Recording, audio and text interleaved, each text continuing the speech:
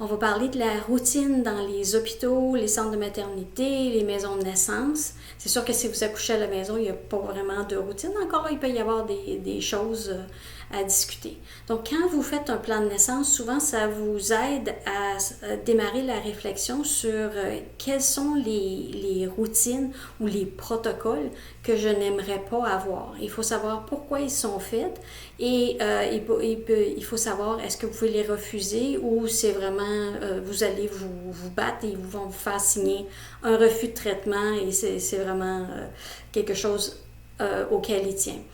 Dans l'hôpital où je faisais les accouchements, où je travaillais, il y avait très peu de routine, il y avait très peu de choses qu'on faisait parce qu'une femme venait pour accoucher. Mais il y a d'autres hôpitaux plus conventionnels, et encore là, ça peut changer d'un pays à l'autre, où ils font des choses encore de routine. Donc, c'est bon de vous renseigner. Avec le plan de naissance, vous allez avoir une bonne liste des choses à demander pour savoir si ça se fait de routine. Parce que des fois, il y a des gens qui disent, ben, avoir su, j'aurais discuté plus à fond de ça. Les rasages, on ne fait plus ça. En tout cas, j'en ai jamais vu en 25 ans de carrière et même durant mon internat et tout ça. De toute façon, il faut savoir que là où ça va, et là, avec l'imagination, ça ici, c'est le vagin et l'anus serait ici. Donc ça, c'est le périnée, c'est la peau entre le vagin et l'anus. C'est ça qui va déchirer la majeure partie du temps.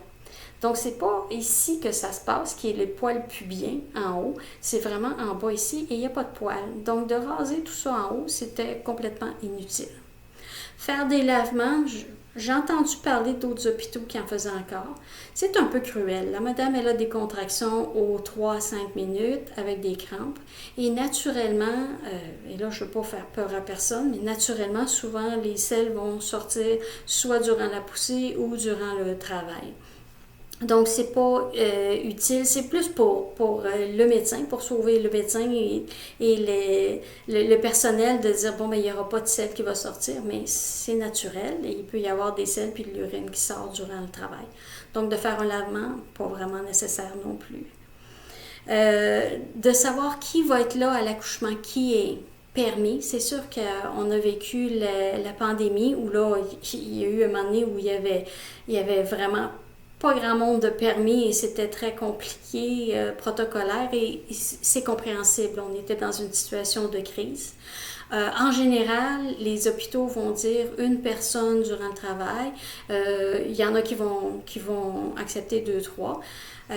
Encore là, à mon hôpital, on n'avait pas de restrictions et je travaillais près d'un village amérindien et les gens venaient, le village au complet venait dans la chambre, on pouvait être 20, 30 et c'était une célébration de la vie et c'était tout à fait correct pour moi. En autant, je disais toujours, laissez-moi mon enclos de gardien pour que je puisse contrôler le but et c'est tout. Le reste, vous pouvez faire ce que vous voulez autour.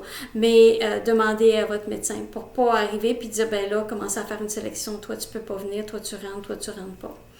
Pour s'il y avait à avoir une césarienne, d'habitude, on limite à une personne parce que c'est un champ opératoire. Donc, vraiment, on ne veut pas des gens qui se promènent puis qui s'enfargent dans les choses. Ça doit rester stérile. Donc, ça, d'habitude, une personne. J'ai rarement vu 2 personnes. D'habitude, c'est le conjoint, mais encore là, c'est à discuter parce que c'est pas le temps de prendre la décision si votre conjoint est là et votre mère est là, de dire, ben là, je veux maman parce que le conjoint, il devrait être là à la naissance du bébé. Donc, c'est à discuter avant aussi. En parlant de gens qui vont être là, il y a des hôpitaux qui ont des étudiants. Si vous ne voulez pas d'étudiants, vous pouvez le mettre dans votre plan de naissance. Mais il y a des hôpitaux qui disent, nous, on est un hôpital universitaire, un hôpital d'enseignement, et vous ne pouvez pas refuser. Donc ça, c'est à vérifier. Il m'est arrivé de faire la méchante et de sortir un étudiant. Je m'explique, je ne suis pas méchante, mais ma patiente était en travail depuis le matin et il y avait un étudiant qui jouait sur son cellulaire au poste et qui n'est pas allé la voir pendant les 4 heures qu'elle était en travail. Moi, j'allais la voir régulièrement, puis c'est ma patiente aussi. Fait que je m'installe pour faire l'accouchement et le bébé commence à couronner, la tête commence à sortir.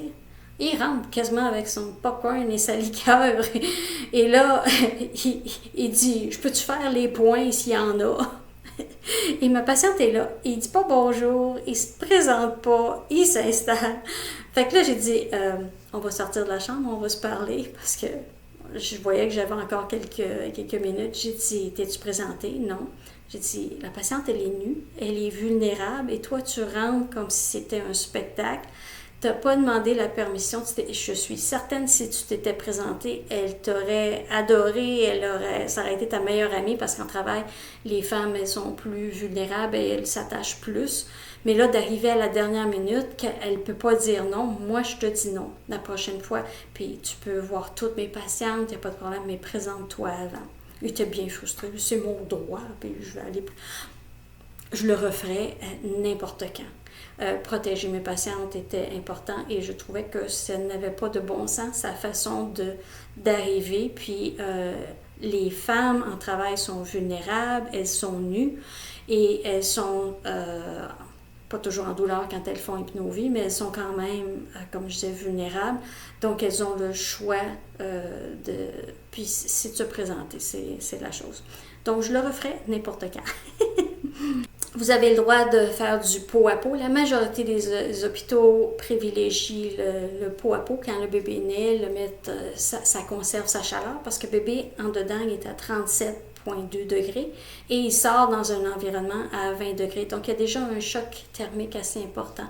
Donc, de le mettre pot à pot, et surtout si la maman veut allaiter, bien là, le bébé commence à sentir le lait, donc ça aide. Et là, il y a qu'on appelle le réflexe d'enfouissement, il va commencer à monter vers le sein. Donc, le pot à pot est encouragé. Il y a des hôpitaux qui disent, nous, on fait le pot à pot, puis dans la réalité, ils ne font pas toujours en maillotte le bébé, puis dans la bassinette. Donc, vraiment, poser les questions à ce sujet. Le monitoring fœtal, je vais avoir plusieurs capsules là-dessus, parce que c'est vraiment un vaste sujet. Mais est-ce que c'est du monitoring constant? Est-ce qu'on peut marcher, puis l'infirmière va venir dans le corridor? Il y en a qui ont la télémétrie, mais c'est pas évident la télémétrie, parce que les femmes, quand elles sont debout, ou si elles se penchent pendant qu'elles ont une contraction, on perd la captation. Donc, moi, j'ai pas trouvé ça très concluant comme façon de faire. Donc, il y en a des fois aussi qui vont mettre les ceintures, le moniteur à contraction, le moniteur à cœur de bébé, et qui s'en vont pour dîner ou pour souper. Et là, la madame est couchée sur le dos pendant une demi-heure, et c'était pas essentiel. Le cœur du bébé était bien réactif, bien beau. Donc, demandez aussi, est-ce que c'est nécessaire? Est-ce qu'on peut faire 5 à 10 minutes? C'est quoi? Donc, posez vos questions. Prendre des photos, filmer, est-ce que c'est possible? Ça devrait, c'est vous qui êtes sur les photos, c'est vous qui filmez, donc ça devrait être entre guillemets permis. Je vous dirais un petit bémol ici par expérience. Faites attention, il y a des gens qui sont très enthousiastes, on prend les photos et tout ça, et ça part sur Internet. Et j'ai une patiente qui me disait le lendemain de l'accouchement, elle dit mon conjoint était bien enthousiaste, il a envoyé les photos du bébé, et j'étais exposée. Alors j'ai vraiment essayé de tout ôter les photos, mais c'était déjà parti, et elle a dit c'est pas ce que je voulais que les gens voient de moi. Donc, faire attention, regardez bien vos photos avant de les envoyer, ou de les mettre en ligne, c'est encore pire si pour vous voulez pas vous exposer. Il y a beaucoup d'autres sujets que je vais traiter dans d'autres capsules, parce que ça se recoupe. Donc, on se voit à la prochaine capsule.